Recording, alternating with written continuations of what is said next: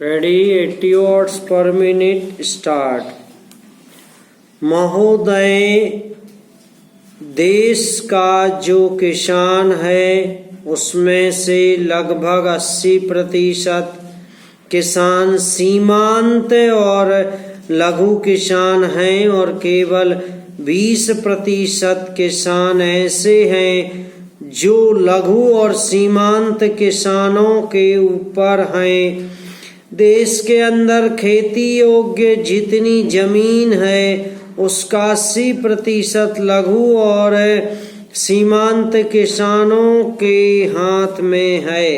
अभी हमारे मित्र ने इस देश की आबादी के बारे में चर्चा करते हुए कहा कि अभी तक हमारी आबादी का 80% गांवों में है जो खेती पर निर्भर है। उसके पास कोई दूसरा साधन नहीं है, वह या तो लघु किसान है या खेतीहर मजदूर है। अन्य कोई काम उसके पास न होने से उसकी अवस्था खराब हो गई है। कभी बाढ़ उसे तबाह कर देती है, कभी सूखा पड़ता है। हर तरह से उसके खेतों को ही नुकसान होता है। किसान बीज लेकर गया, खेतों में डाला तो सूखा पड़ गया। फसल अच्छी हुई तो बाढ़ आ गई, खेत डूब गया, घर भी डूब गया। इस प्रकार किसान ऋण के बोझ से परेशान है और वह आज आत्महत्या करने पर विवश है।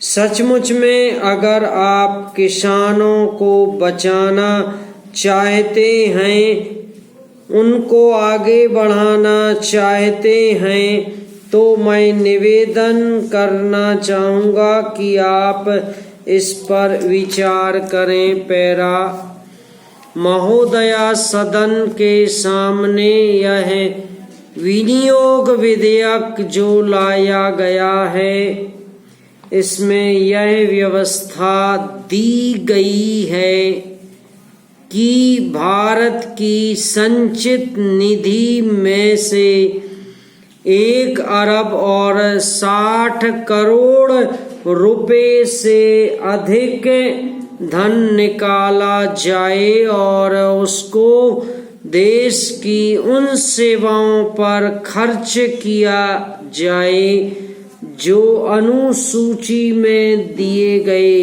हैं।